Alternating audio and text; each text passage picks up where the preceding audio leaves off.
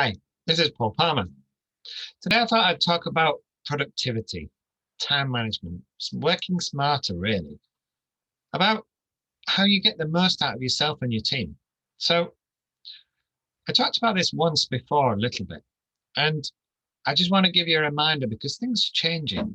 The way that we are working together and across a distance, I suppose, is probably the best way to put it.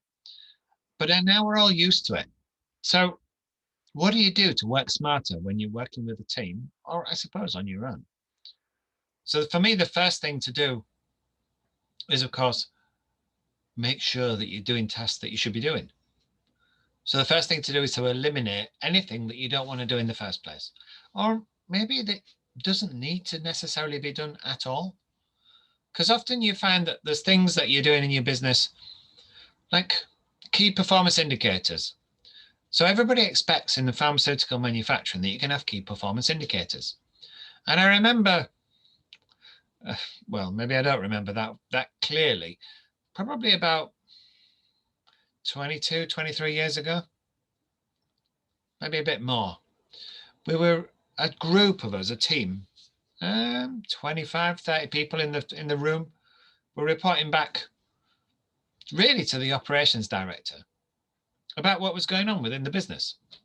We had a range of key performance indicators. We were reporting on all aspects of the business and spending maybe an hour in the room, 30 odd people, management team, supervisors, and the director, of course, as well. Now, think about how much that would cost the business. An hour of everybody's time. So you're probably looking at least £50 an hour as a baseline, and probably more for some of the team. Although back then, maybe it was a bit less. But assume on today's money, you're having a meeting, you're doing a feedback session for the whole team, £50 an hour times 30. So you've just spent £1,500 in an hour, is it? Seems about right. 3 5s are 15, 2 zeros, 1,500, yeah. So is that time productive? Is it effective? If it's just feedback, then it probably isn't, because you could do that in writing. If it's decision making, yes, then I can understand that level of commitment from the whole team. But a lot of the time, actually subsequently, I've been involved in meetings where they've reported in first and just discussed the issues that need attention. And I find those are much more efficient and effective. So that's an example of working smarter and being more productive, because you're actually making decisions in the meeting and not wasting everybody's time. And those were maybe 15, 20 minutes. And you get to the point where you've run out of things to discuss and you go.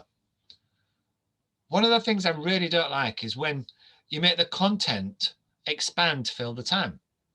Now, this works just as much for when you're doing something yourself as it does in a team environment. Now, I know I've been in meetings where they've said, oh, well, we've got an hour, so let's do this as an extra. And I think, well, why are we doing that as an extra when the meeting was booked to do this? Let's go and use the time, something productive, something useful. And I don't know if you'd call it sadly or happily, I did suggest it and we left. So if you've got time you're allocating, use it for what it's allocating for. And then if you've got some time left over, do something on your priority list. Don't just add something in just because somebody fancies it. If you're doing your own priority list yourself, working alone, which many of us are now at home, working remotely, think about what really needs to be done today.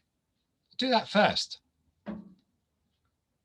Okay, that's it for me for today. It's Paul Palmer. I'll talk to you soon.